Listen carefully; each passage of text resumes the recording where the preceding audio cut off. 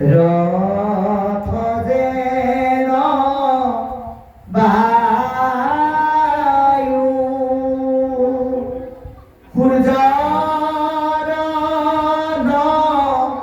গতে সৰু জগতৰ আয়ু। সূৰ্যৰ পোহৰৰ লগত আমাৰ জীৱনৰ আয়ু ৰেখা কমি কমি গৈ আছে। সেইকাৰণে কৈছে যে ভগৱন্তৰ চৰণত আশ্ৰয় লৈ এই আয়ুষৰ সফলতা অৰ্জন কৰা।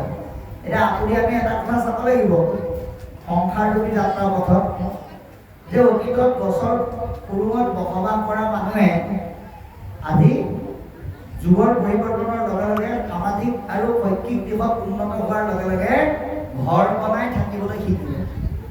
এতিয়া মানুহে যে ঘৰটো বনায়, কেলে বনায়? যাতে আমি জীৱনৰ সুৰক্ষা আৰু নিৰাপত্তা আমি লাভ কৰিব পাৰোঁ।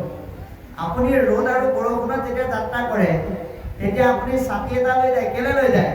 ৰ'দ বৰষুণৰ পৰা ৰক্ষা পাবৰ কাৰণে।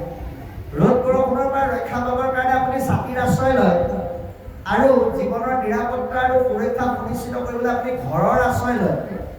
কিন্তু আপুনি লৈ যায় ছাতিটো যদি ফটা হয়, আপুনি বনোৱা ঘৰটো যদি টিং এচটা ফুটা হয়, তেতিয়া কি হ'ব? ৰ'দৰ জিলিমনি আৰু বৰষুণৰ যি প্ৰবল এচাৰকণি, সেই বৰষুণে আপোনাক তিয়াব, আপুনি কষ্ট পাব। ঠিক তদ্ৰূপ আপুনি যদি আশ্ৰয় লোৱা দেৱতাজনে আপোনাক ৰক্ষাই কৰিব নোৱাৰে, সেই দেৱতাজনৰ চৰণত আশ্ৰয় লোৱা আৰু ফুটা টিঙৰ ঘৰত আশ্ৰয় লোৱা একে কথা। সেইকাৰণে আমাক কৈছে এনেকুৱা এজন দেৱতাৰ আশ্ৰয় লোৱা যিজনে তোমাৰ এই আত্মাৰূপী ঘৰটো সুন্দৰকৈ নিৰাপত্তা দিব পাৰিব, যাৰ দ্বাৰা তুমি তোমাৰ গতি সুগম কৰিব পাৰিবা। গতিকে সেই দেৱতাজনে হৈছে কৃষ্ণ। সেই কৃষ্ণৰ চৰণত জনা বুজা হোৱা মাত্ৰকে অতি সোনকালে আশ্ৰয় ল'বলৈ আমাক আহ্বান জনালে। আচন্ত ঈশ্বৰ কৃষ্ণ হৃদয় কমলে নেদেখে পামৰ সবে বিষয় বিকলে। গতিকে পৰমপুৰুষ ভগৱন্ত আমাৰ সকলোৰে হৃদয়তে আছে। কিন্তু আপোনালোকে চাবচোন, বহুতে হৃদয়ৰ মাজত কৃষ্ণ থাকিলেও বাহিৰত বিচাৰি ফুৰে, আৰু বহুতে ঈশ্বৰক গালি পাৰে। কেলে বাৰু? কাৰণ সকলোৱে হৃদয়ত ঈশ্বৰৰ স্থিতিটো উপলব্ধি কৰিব নোৱাৰে। দ্বিতীয় স্কন্ধ ভাগৱতত সিদ্ধান্ত দিছে কি বুলি? যে ভগৱন্ত সকলোৰে হৃদয়ত থাকে, অজীৱৰ হৃদিত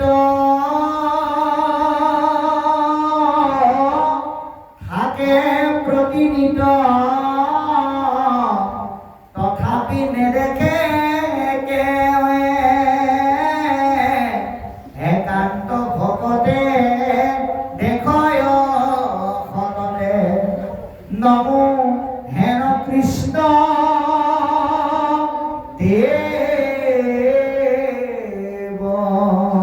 গতিকে জীৱৰ হৃদয়ত তেওঁ সদায় আছে, কিন্তু একান্ত ভকতসকলেহে এই হৃদয়ত ঈশ্বৰৰ অস্তিত্ব অনুভৱ কৰিব পাৰে, অইনে কিন্তু নোৱাৰে বুলি আমাক সিদ্ধান্ত দিছে। গতিকে বিষয় বাসনাৰ পংকিলময় পাপে আৱৰি থকা হৃদয়খন কেনেকুৱা? যে যেনেকৈ কুঁৱলীয়ে আৱৰি থাকিলে সূৰ্যটোৰ পোহৰটো আমি দেখা নাপাওঁ, ঠিক তেনেকৈ আমাৰ হৃদয়ত বিষয়ৰ আৱৰণে আৱৰি থাকিলে আমি ঈশ্বৰৰ অস্তিত্ব উপলব্ধি কৰিব নোৱাৰো। ইয়াৰ পিছত কি ক'ব আমি শুনিম। তেৰা পৰ